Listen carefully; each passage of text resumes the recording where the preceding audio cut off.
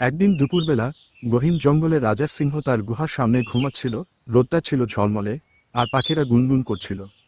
আচমকা তার পাতার ওপর পা পড়তেই শব্দ হলো, আর তাতেই সিংহের ঘুম ভেঙে গেল। সিংহ রেগে গর্জন করে উঠল, কে আমার ঘুম নষ্ট করলো? শিয়াল ভয় পেয়ে দৌড় লাগালো, আর সিংহ তার পেছনে ছুটে গেল। সিংহ অনেক রেগে গেছে আর শিয়ালের পিছনে দৌড়তে লাগলো। শিয়ালকে ধরবে সিংহ রাগ, কেন অসময়ে সিংহের ঘুম নষ্ট করলো। পথে শিয়াল এক খরগোশের সাথে ধাক্কা খেল। খরগোশ বলল, কি হয়েছে ভাই? শিয়াল হাঁপাতে হাঁপাতে বলল, সিংহ রেগে গেছে, পালাও। খরগোশ বলে উঠল, সিংহ মশাই এত রাগ করবেন না, শিয়াল যা করছে না বুঝে করছে, রাগটা কমান সিংহ মশাই। এই সময় এক পাখি গাছের ডালে বসে সবকিছু দেখছিল। সে ডেকে বলল, বন্ধুরা, ঝগড়া করে কি হবে? সবাই মিলে খেলি না বরং। সিংহ এসে পৌঁছাতেই পাখি বলল, রাজামশাই, আপনি এত রাগ করেন কেন? শিয়াল তো ইচ্ছে করে ঘুম ভাঙায়নি।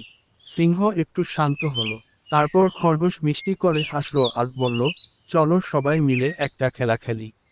সিংহ আর শিয়ালের গলা শুকিয়ে গেছে, এখন সবাই মিলে একসাথে পানি পান করতে গেলে নদীতে। সবাই একসাথে হাসলো, আর সেই থেকে তারা ভালো বন্ধু হয়ে গেল। জঙ্গল আবার আনন্দে ভরে উঠল। বন্ধুরা, আজকের গল্পটা যদি ভালো লাগে লাইক কমেন্ট করে যাবেন আর আমার চ্যানেল সাবস্ক্রাইব করে আমার পাশে থাকবেন। ধন্যবাদ।